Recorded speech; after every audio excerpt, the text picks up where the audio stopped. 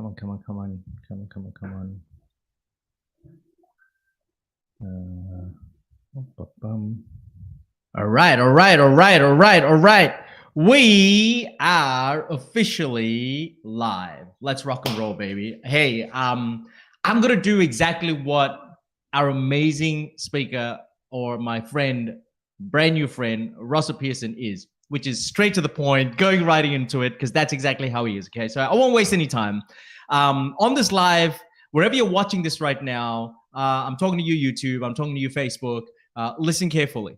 If you are in a position right now in your business that you're struggling to launch whatever it is, whether you're trying to launch an offer, whether you're trying to launch a new phase in the business, whether you're trying to bring some flavor to your marketplace, if you're struggling to do that, listen carefully.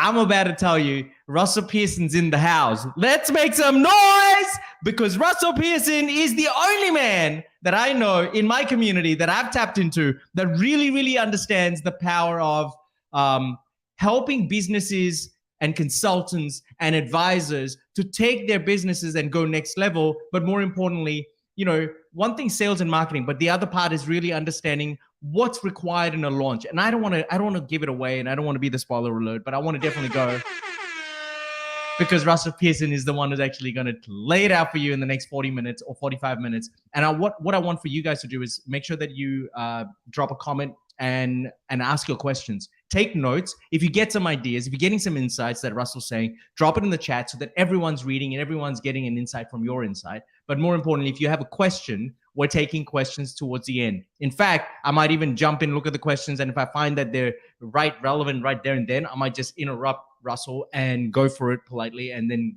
ask your question. So drop your question in there. Russell, I just want to thank you for making the time, mate. We caught up 2 times, I think, and we had some good chats. We really got to know each other really quick. I like the way you're like a rapid fire kind of guy. You're straight to the point. You get right into it. You love the tongue in cheek. You got a sense of humor. You also love your wisdom to be shared, and your radio voice is sexy, man. So that's another topic for another day. So welcome to the conversation, bro. Appreciate you. Thank you very much. Thank you for having me, and thank you for this opportunity, because this is actually what I love doing. It's not about necessarily even sharing the wisdom, but it's actually enabling people to do something with it, right? So this session that we sort of brainstormed today is all about how to launch anything. And when I say anything, I really do mean exactly that. So whether you're in a situation where you're thinking about launching a new product, you could be thinking about launching a book, you could be thinking about launching a new service, a new event, whatever it might be. It could even be the business itself. The steps that we're going to be talking about today are how people actually do it successfully, and some of the things that even those people who are doing successfully are not doing, that are going to enable you to build the business larger or build the business better, however that looks for you. That could be smaller but higher profit, in a way to ensure that you're getting the business that you want, and that when you put some effort into these things, when you put some effort into these launches, that they actually work. So the session today, I'll take your questions. Soren, I'll take your questions as well. Dig into the content that I've got. I'm going to use a whiteboard behind me. Even there's a little whiteboard I'm going to bring in. We're going to talk about that. I love whiteboard, man. Let's go. My people love whiteboard. 100%. So the key with this launch model is that there are certain things that you'll be seeing out there where people are having these big events, or they're launching a new product, and then you hear about how successful they were, and then you may try the same sort of thing and it just falls flat on its face. And I see that happening over and over and over again, where people are trying to emulate what they see other people doing, but they're not having the same success. Now, why is that? Well, because what you see them doing on the surface is not all that they're doing. And in fact, the things that you see on the surface of any launch are usually the window dressing, the nice to have, the cherry on top, rather than actually being the mechanics that make these things work. Soren, I know in the video world, the videos are such a huge part of most launches. Yet it's what goes behind those videos, and then where else those videos are being shown that you don't normally see, just because you're seeing the thing in the people in the social feed, you're seeing the video on a website, but the other places that communication is happening is so key. And I think one of the biggest challenges is creating a seamless conversation where a lot of people face that. Like, people think about videos and they're very linear with their thought process when it comes to videos, right? People think of videos when they apply that to, say, creating course content or modules on the back end if they're a coach or consultant, or they're talking about videos for marketing purely, or videos for sales. Some people don't even probably know the difference between the sales video and a marketing video. They tend to mix the two and use them and don't see outcomes. But that's a very linear way of approaching it, as opposed to noting how do you really have a conversation through video, whether you're taking an inception to bring it to marketplace to the point you're actually launching it, and then being able to fulfill in the back end and having to have that message and that conversation throughout your content in your videos. That's a challenge, and that's something that we really love. So I'm really excited about what you're going to share right now, because by the way, I also want people to know your background, right? So feel free to throw that in and let people know a little bit about who you are and why you're doing this as well. So yeah, cool. I mean, the background's 26 years in sales, marketing, and promotion. That's where I've come from. But it was like in the 90s, it was large pharmaceutical companies. In the noughties, I guess, is when I actually started my own businesses, and the journey I've gone on has certainly been one of a small business founder. It's certainly been on the building of an agency that was probably bigger than I wanted it to be, and then realizing that what I wanted was actually more of a lifestyle business is the thing that actually changed my perspective about where I put my energy. And so energy is all we've got, especially as founders. It's the energy that we spent in the past, which is the money, the resources, the team that we've got around us. It's the energy we're going to spend in the future, which is time. Same limited amount of time we've all got, right? So understanding that meant that I really needed to be sure about where I was putting my energy. And that's why even after, by the time I realized that, I was already probably 15 years into this role. By the time I got there, I understood a lot about launching. I understood a lot about marketing and sales. We've been doing it for a decade and a half. But understanding how do you do it more effectively? How do you do it in a way that it has a better outcome and a bigger outcome? How do you spend a small amount of energy and actually get leverage on the other side? And that's one of the reasons that I do what I do, is because they talk about the 4 out of 5 businesses going out of business. It's not because of some financial hiccup or because of some government regulation. It's because the founder ran out of energy. And so how do we manage that energy becomes a large part of why I do what I do. It's funny, over the last couple of years, I've been exploring that. Why do I do what I do? And contribution is a big part. And enabling other people to have that same sort of contribution. So most of the people I'm speaking to are leaders in their own space. They're influencers of their own. And so their ability to sort of help those around them becomes this cool, pebble in the pond from my end that ripples out to them, and then they get to do the same thing. So it's having more impact. Love it. Yeah. Hitting 1 billion families of entrepreneurs and helping them through an impact of ending poverty and helping them create true joy, true fulfillment, true love within these families, so there's no more dysfunctionality, is something that we're big on. And a lot of times when they struggle with any kind of family or any kind of situation with an entrepreneur or their family, it's usually because it's around the financial aspect of it, right? So a lot of people struggle there and they feel like that they're in this rut. So we want to get them out. We got out of that really quick because we didn't come from a background with entrepreneurialism or business. But there was this need for wanting to make a difference to the world. And we identified a gift. I say we, and I've talked about my queen and I, but we have a gift that we've been gifted and we're aware of it just like everyone else is. And that impact aspect is more important than the income. The income is definitely important, but the impact rates it right up there with oxygen. So that's close to my heart. Take it away, man. Like your close why is the very reason that we connected, to be honest. And that's what our audiences will connect to as well, because everything that you talk about when you speak about launching, everything that you do when you're talking about, getting rid of tire kickers and saving time and being able to get leads and get clients in a way that can help you grow, everything is tied back to the impact that you're talking about. So I'm really interested to learn from you. Yeah, cool. I'm glad. It's funny too, because I talked about in the 90s how I used to help pharmaceutical companies, and I saw a bit on SNL just today talking about how the actor who was doing the opening actually passed up a movie because they thought it was too unrealistic about a drug cartel that was able to take over the world and help actually like lock people in their homes unless they took their drugs.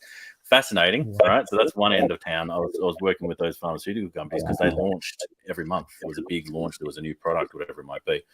Yet now, last week, I find myself speaking at the sustainability conference in Melbourne, Australia, where we're talking about triple bottom line businesses.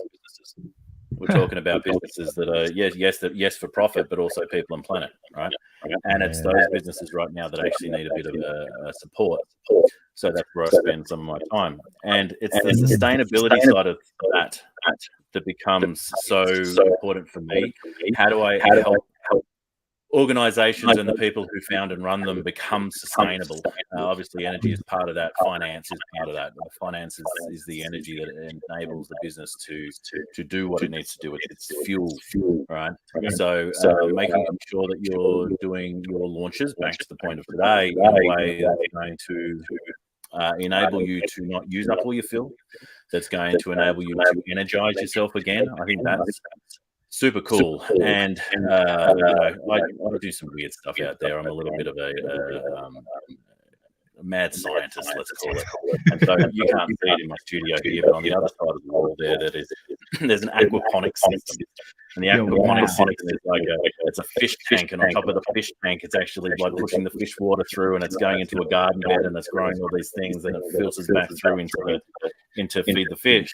And I'm into that sort of sustainability thing. I've got like a living ant colony over there that's run by this big queen. And it's got all its team around her. And I've got these propagation stations where all these little experiments are happening. And I think you already know this. I'm a blacksmith at the same time. Yeah. Right? And so, how do you fuel what goes into shaping and transforming something into I guess a purposeful instrument that enables you to work with it, enables it to be strong and long lasting. And the reality is all those systems are exactly that, a system. And so whether it be processes or taking into systemization, that's how I approach a launch. And Soren, if you're happy for me to get into it, I will. Get into it, mate. I want to go right in. So what should be a launch by definition, and why is it so important to have that deeper understanding of what a launch really should be before anyone can actually go ahead and create it? So I've got a very specific process, but ideally a launch is a release of energy. Right? So it's a point in time when we release. And then the purpose of that is for what? Well, it depends on what your purpose is. It's either to engage more clients, to get more sales, to build your list, to get more eyeballs, whatever it might be. What you're doing is you're building up something to release it. So you're building up energy to release it so that at one point in time, you get maximum outcome. Now, I'll talk about that and show you the actual process of how we do it. But the flip side of that is really and why I talk about purposeful creation, why I talk about making things that work, is understanding that release point is only halfway.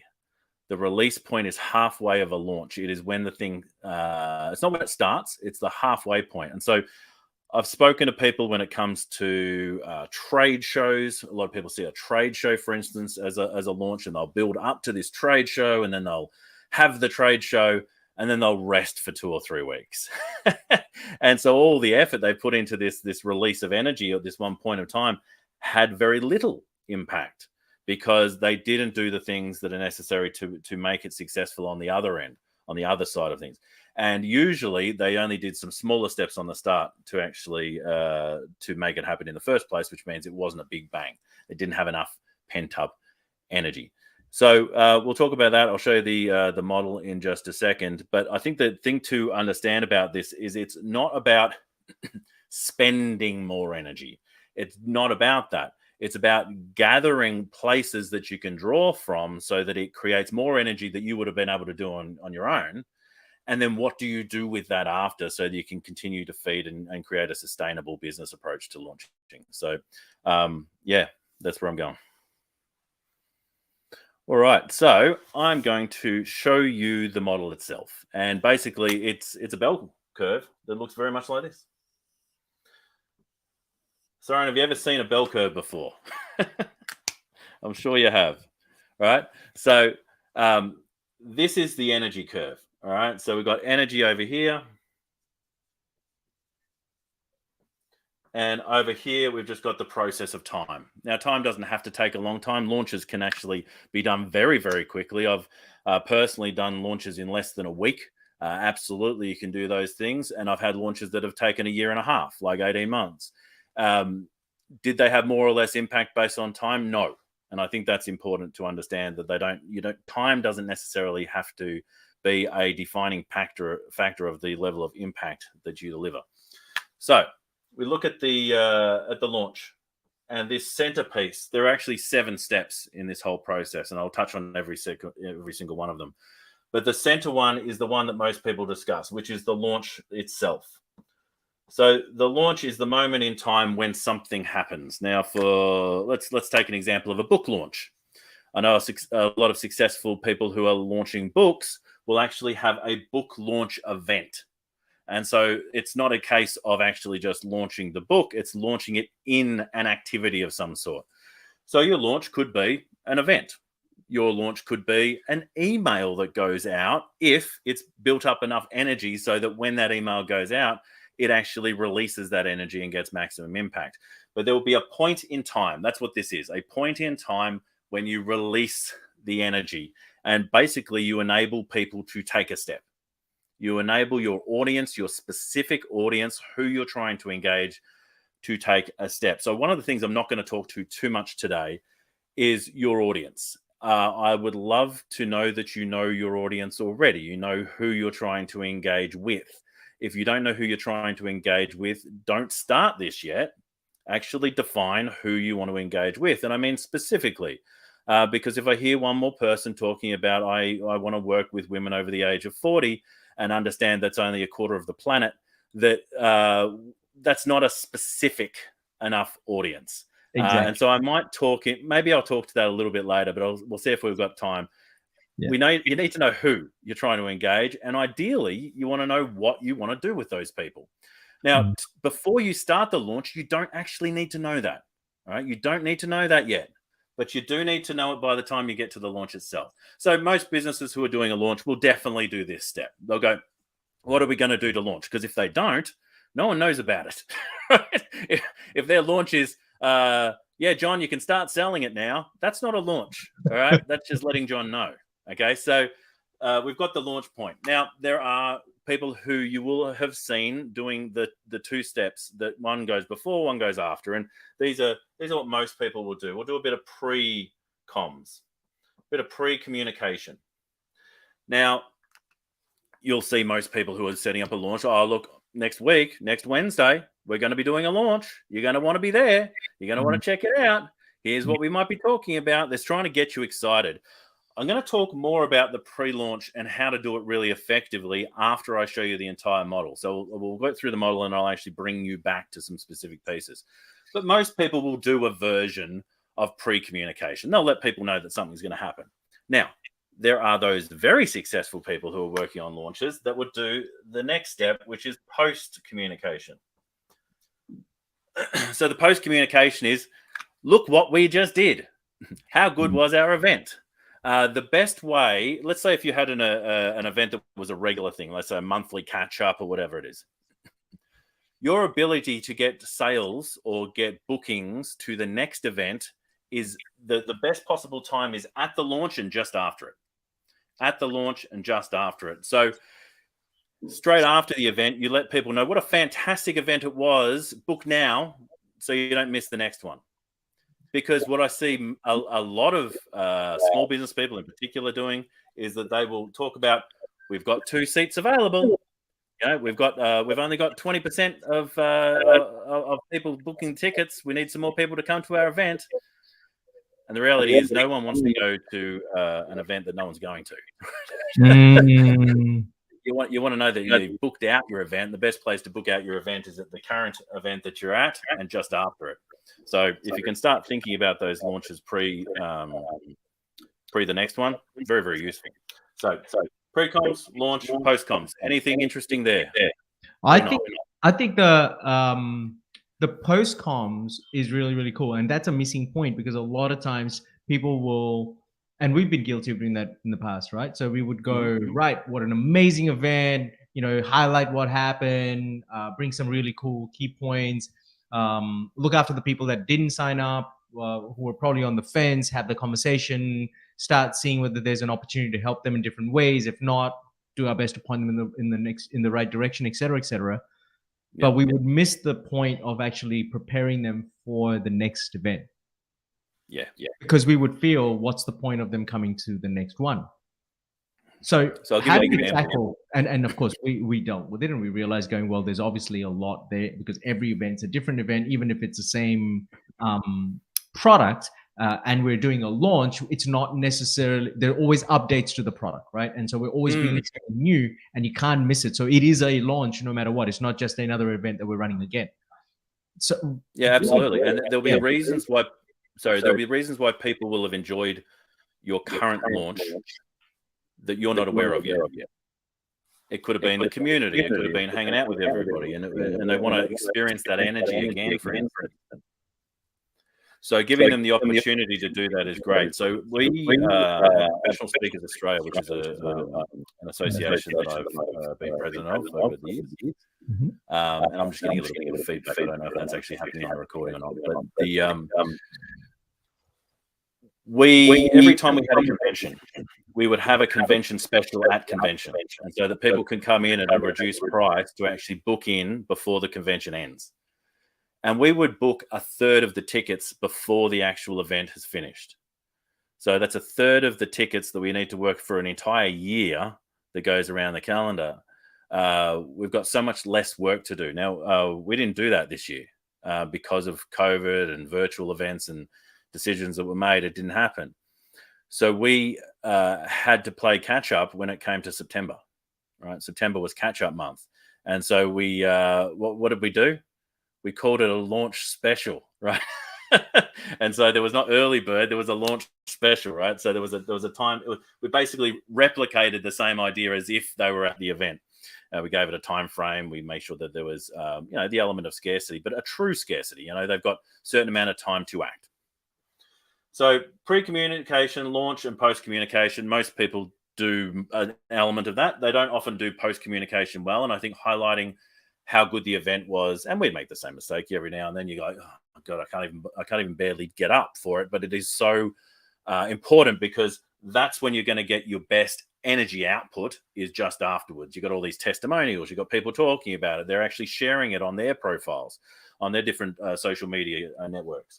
So post-comms. Now, that again, it's one trade show's miss. They go, all right, I went to the trade show. I stopped at the trade show. We didn't communicate after the trade show.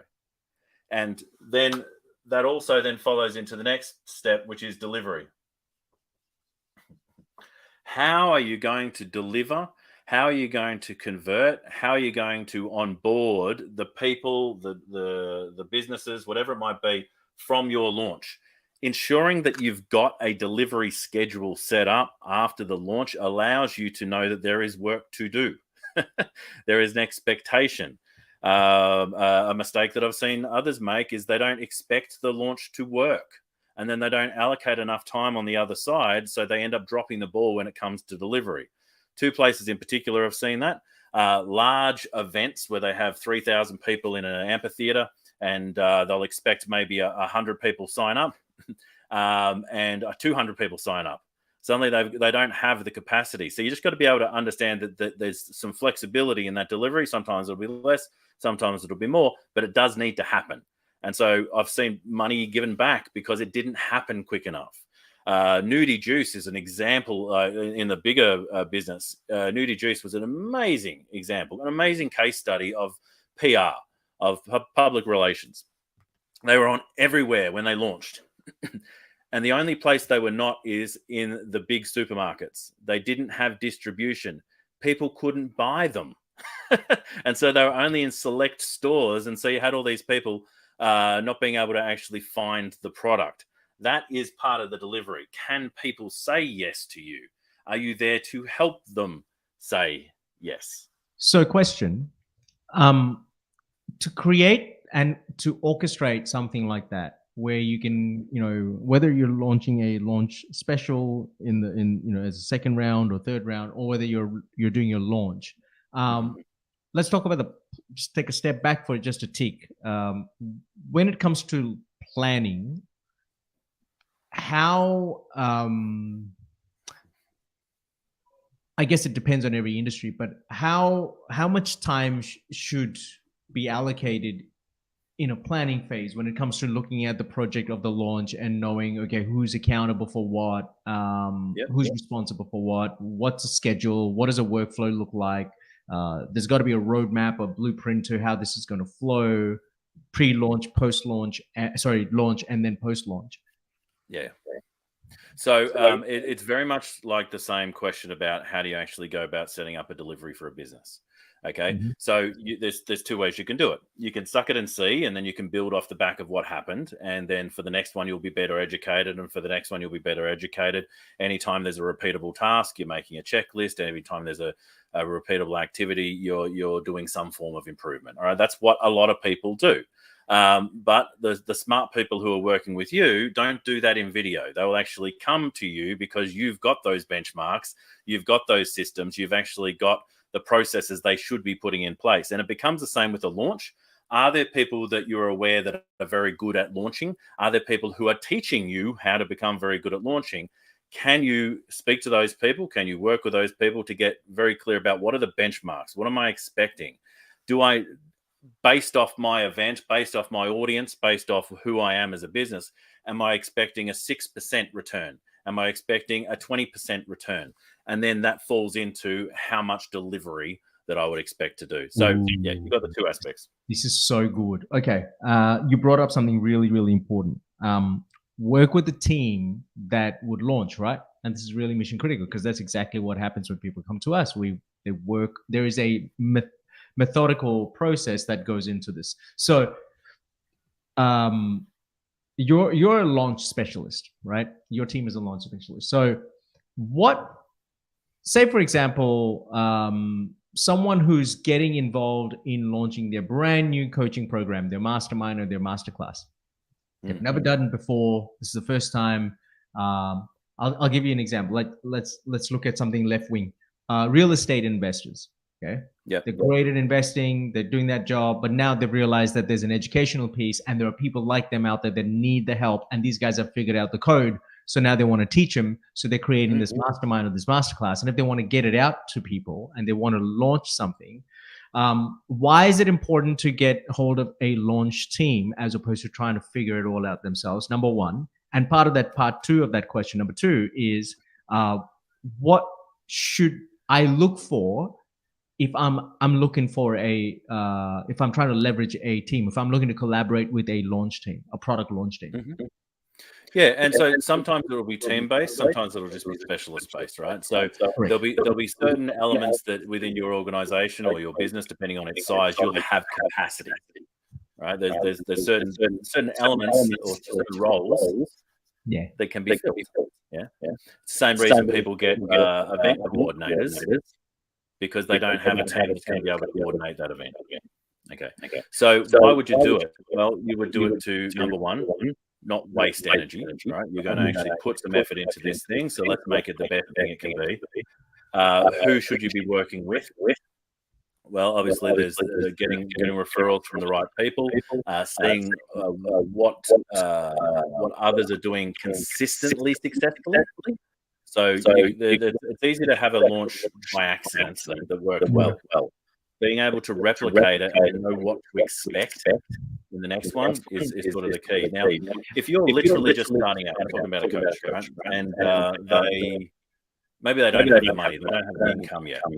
Then I would recommend starting Making mistakes so you know why you would be actually looking to engage someone else because you know what mistakes you're wanting to correct, right?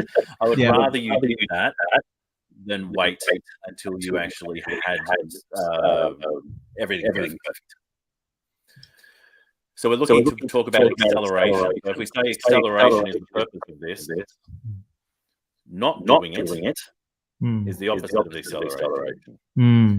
Doing what you can with what you've got right now until you can actually afford to accelerate it with better fuel, better engine, better processes. If you're waiting, you're not going to actually start. If you start, you'll be able to actually bring someone in to improve. There's start, maintain, and finish in everything that we do, right? So if you're thinking of doing a launch and you have the capacity to engage someone, do that, all right? Define capacity. What would a good capacity look like from a financial standpoint? Yeah. So capacity, it depends on the size of things. Like you can launch a discussion group, and it doesn't actually take a lot of time and effort. But actually getting some advice on that, maybe spend a few $1,000s to get some advice on the best way to go about doing that is one element. So you might spend, anywhere from $2,000 to $10,000 getting the greatest advice to actually know how to do it. On the flip side, there are all sorts of organizations that will do it for you. Our organization does it with you. So we're not necessarily on the floor, but we help with the design and how you go about creating the pieces. Including marketing campaigns that go into it? Say that again? Including marketing campaigns that need to be considered when they're going into that's it? Right. So there are absolutely marketing campaigns. There are sales campaigns. There are invitation campaigns that go into all these things. And I'm going to talk about those because we haven't even touched on that part of it yet. But understanding that if you can financially invest in knowledge, I always think it's a great place to invest. I've spent hundreds of thousands of dollars over the years accelerating my success, which returns hundreds of $1,000s every year because of those educational components, right? And so it's a case of if you can invest in those things, then do. If you can't, then start. There's nothing wrong with taking the concepts I've got today and starting. If you've started and you're having challenges, then come and speak to a specialist like myself or others and go, what is it about what I'm doing that's not quite getting me the results that I want? And we'll be able to literally go that because of years and decades of experience, we're able to put a finger and go, that's the problem right there. And is that something you want to help with? Otherwise, this is how you fix it. You were frozen for a moment. Lost you at that. Yeah, I'm talking through the freeze. Yeah. Okay. Good. Keep going. So, what was the last thing you heard, by the way? You said that you got to invest. You got to start now. Now's the time you do it, even if you haven't. Oh yeah. So if you can't invest, start. If you can invest, then invest, because it's going to accelerate your impact. So we look at delivery, right? I'm going to come back to the last step in a moment. I'm going to go back to the start. So we start a launch without an idea. Mm-hmm. We start a launch with a market. So we need to understand who our market is. Then we have our first two steps. Speak to market. Now, I call that chat. It's just like what we're doing is we're going, who do we want to engage? All right. So if I say I want to engage more consultants, then I will go out and speak to consultants. Now, what I've done is I've created a thing which I call the barrel. I'll actually show you how you can get a little piece on how to create a barrel in your world. But I have a thing called a barrel where I've got a lot of consultants in there, a lot of advisors, a lot of specialist service providers, and I can actually speak to those people and go, what's on your mind? Like contextually, what's going on right now? What are you concerned about? What are your challenges? What are you really looking forward to? What are you aspiring to? And they will tell me, and they will tell me in their words, which is so crucial. And this is just marketing lesson 101, but it's like if you can use their language, then you can speak to their hearts, you can speak to their heads. They will actually hear you. Okay, so speak to the market before you have an idea, because your idea might not be the idea that the market's going to resonate. And after working with so many business incubators where a founder has spent 2 years creating a product without the market, and then spent the next 2 years trying to find a market for it, I want to save you that pain. Save you that pain. So speak to the market before you create your product. Speak to the market before you define your service. Speak to the market before you create your event or even your book. Like, you know, what is the context that people want to see this publication through? Yeah, I did the same. We do that.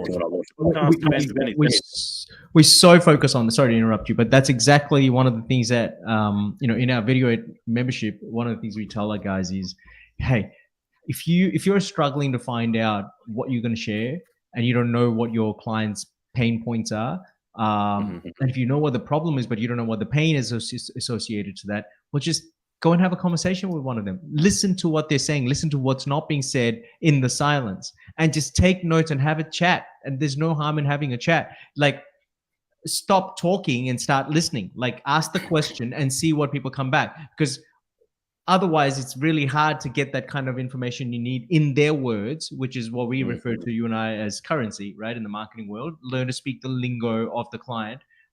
You won't be able to take that information and you won't be able to build the content that's required for your launch or your video or videos that go with that launch. And it makes it really hard to then identify or connect with the audience. So anyway, I don't want to keep taking too much time, but that was an important part. I just want to reiterate what you said, because we see that as a common thread of an issue and a challenge. It's been ongoing in 24 years of working with thousands, tens of thousands of these entrepreneurs. The one biggest challenge is they're, first of all, not very clear with their marketplace. But the next part is when they're clear with that, they don't have the kind of chat conversations. When I say chat, I'm not talking about sending private messages. I'm just saying having the chat, like what you said, just having a discussion. And the and even if you think you know what the audience wants, if you haven't spoken to them in 3 months, go and speak to them again. Context changes. And that's a great opportunity. I think the launching is to look at context as how am I talking potentially to the same product, the same service, the same offer, but launching it through a new lens so that people understand other ways that we can actually use it, right?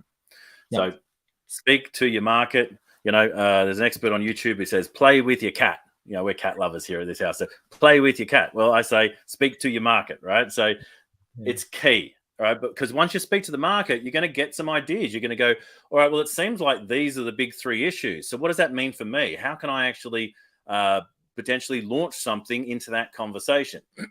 And you'll come up with a concept. Now, here's something that most people don't do.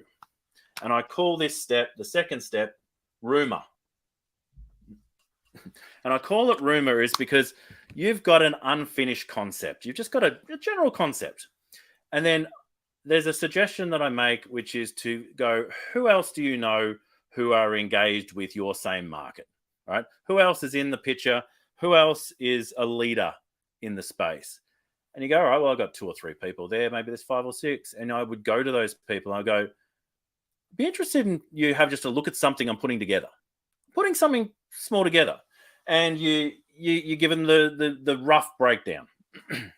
Now, always leave space for people in these rough breakdowns. It's not a fully formed launch concept. It's a general concept, and those people will go, oh, look, I think it's pretty good. I think this is something people want. If I could make one suggestion, could I say this? And they will tell you a thing. And as soon as they tell you a thing and you go, yes, that's brilliant, and you include it in there, they have ownership of that thing too. Now, we used to do this in government. We used to put double full stops on the end of some paragraphs just so that there was something for a government official to find and correct.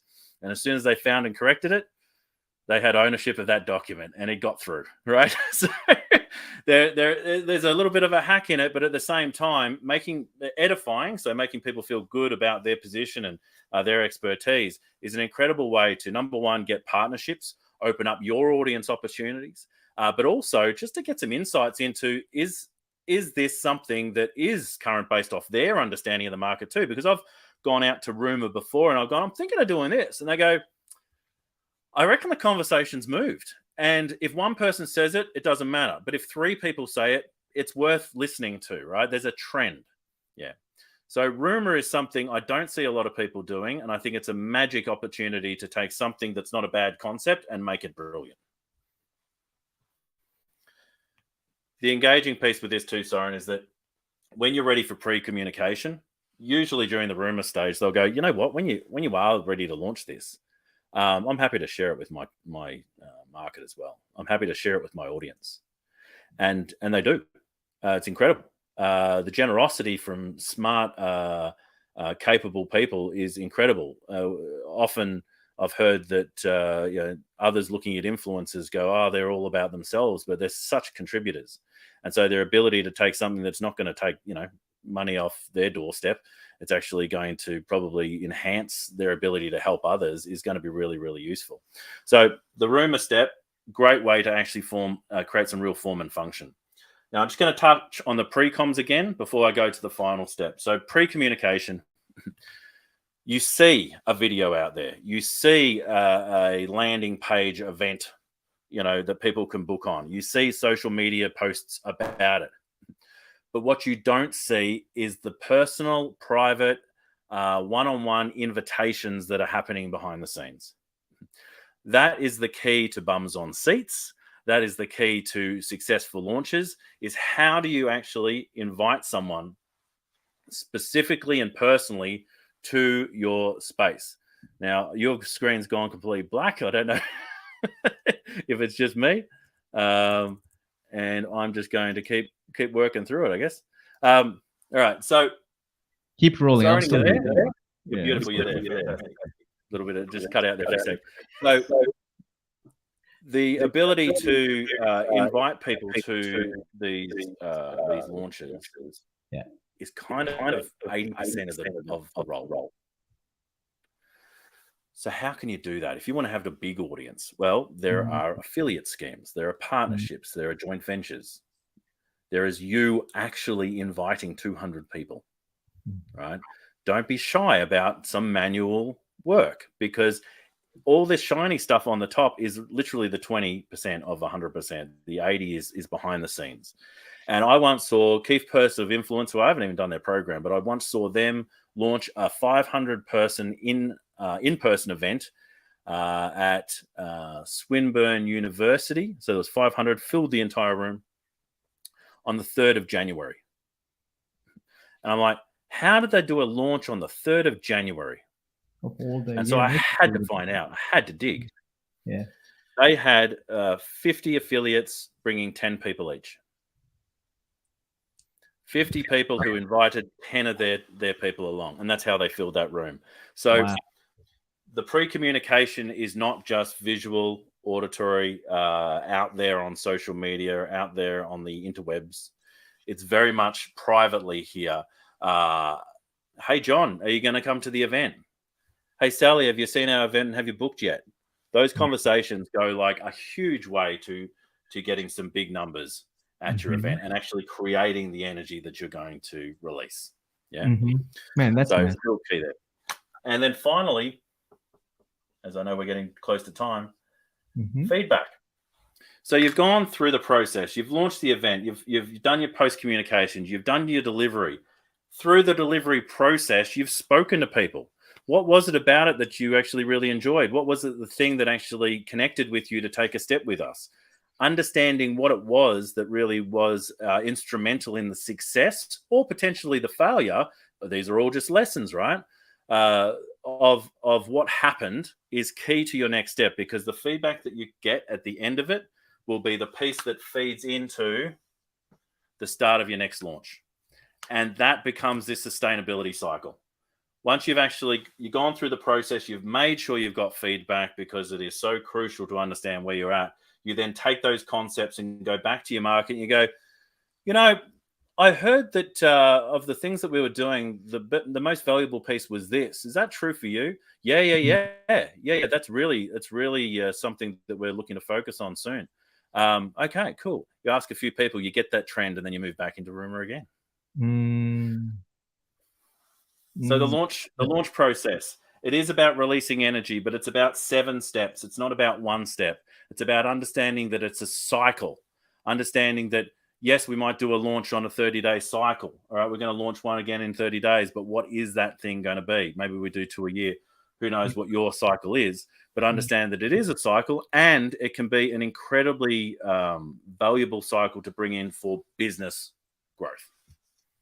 Okay, this is really, really cool. I've been taking some crazy notes here myself, so been going hard out trying to get some. There it is.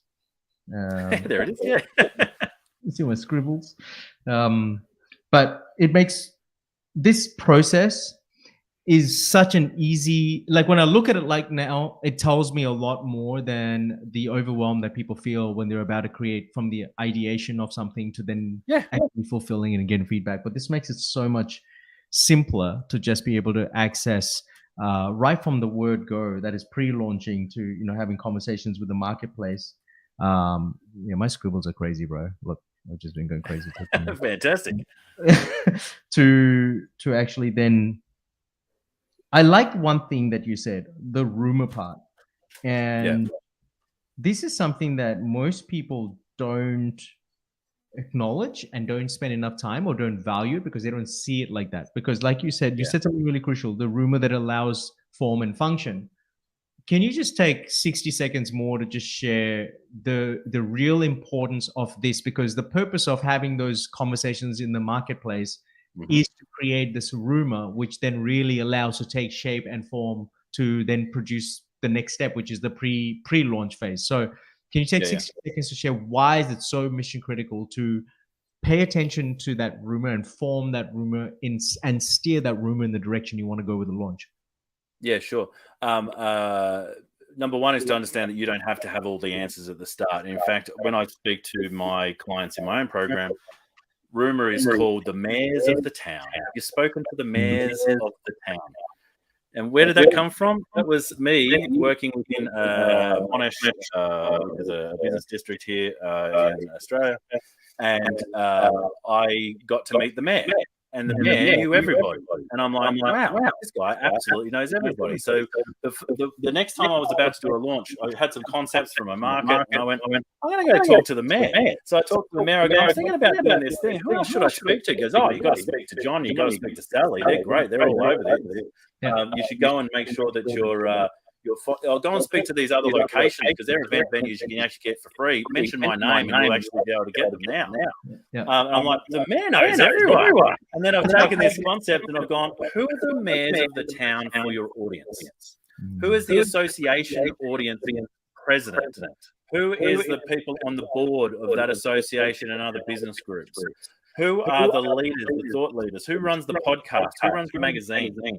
Who are the mayors of the town? Because when you find that stuff out, they know more than you, because they're a community of mayors, and they can fill in the gaps.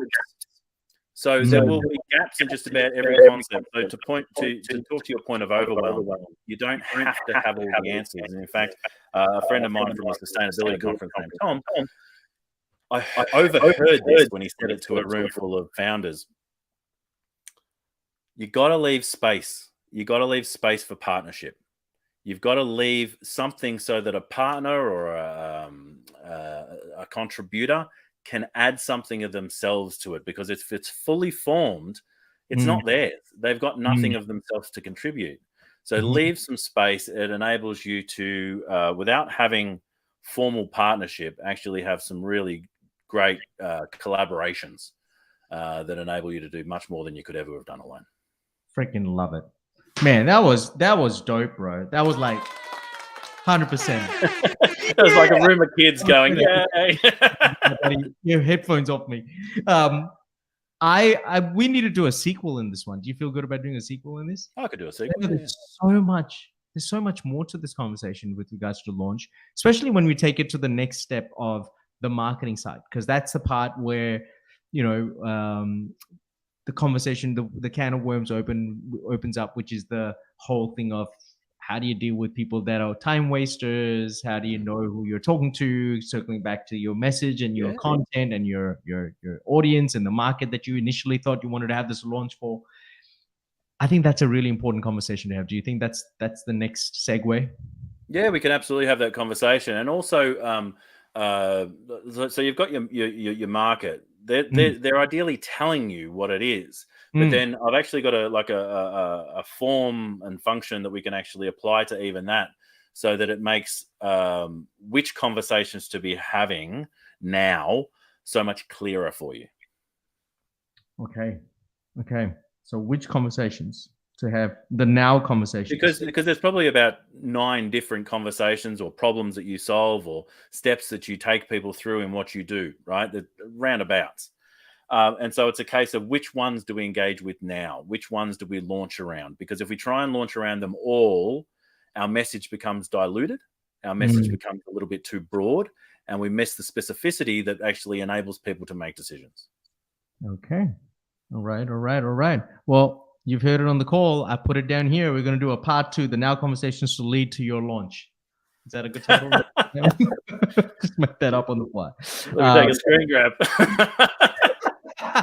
Yeah, just in case we forget what it was. No, we wouldn't lose those notes. But hey, Russell, I really appreciate you making the time for this conversation. This is really, really important. It doesn't matter what business, what kind of model people are working through with their companies. A launch is a launch. Every business has a launch. Every business has a new offer at some point, a new product or new service that comes out. They have to know how to launch it properly. And without knowing that, no one's going to buy the product or the offer. So this is mission critical. I've learned a lot from this conversation. I really have.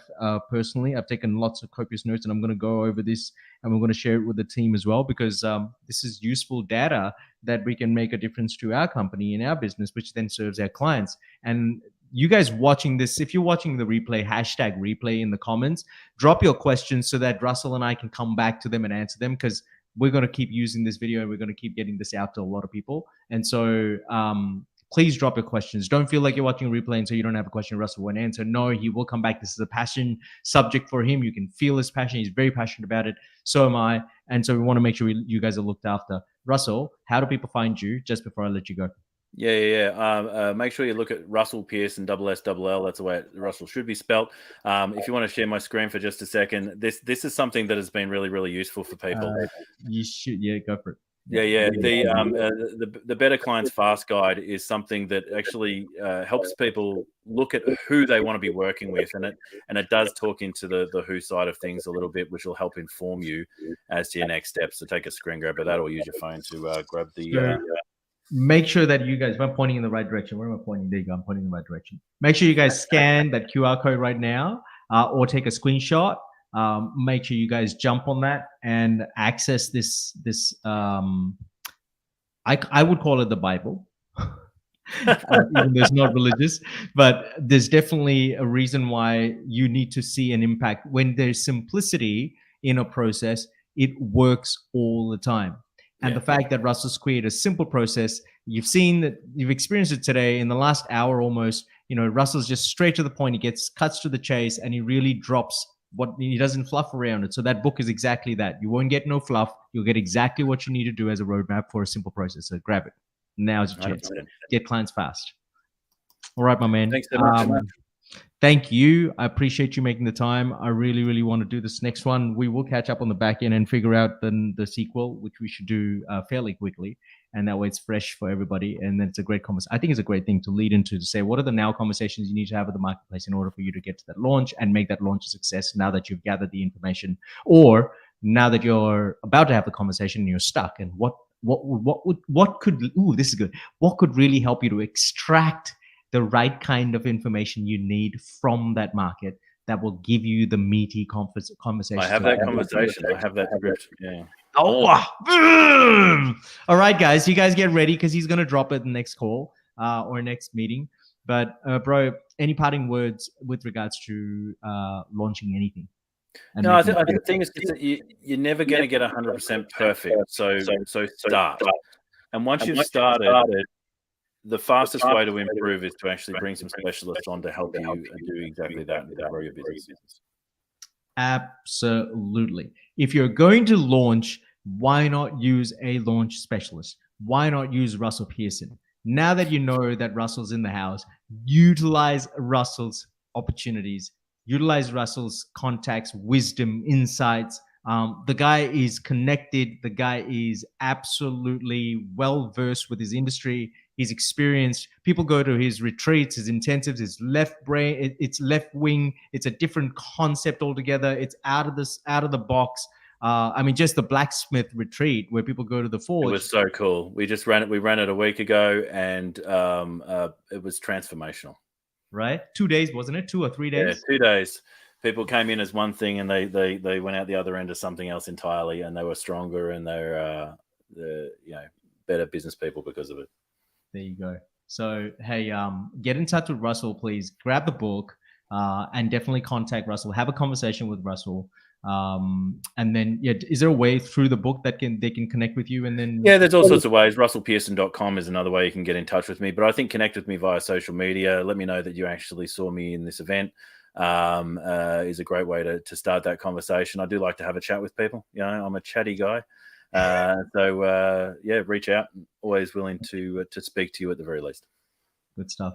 Thanks a lot, Russell. I appreciate your time, bro. I will connect with you soon. I got to jump off and go to another commitment right now, but once I finish that, I'll get in touch with you during the day and let's touch base for the next round. Awesome. Thanks, Aaron. Thanks, everyone else. Catch you guys. Ciao for now. Bye for now.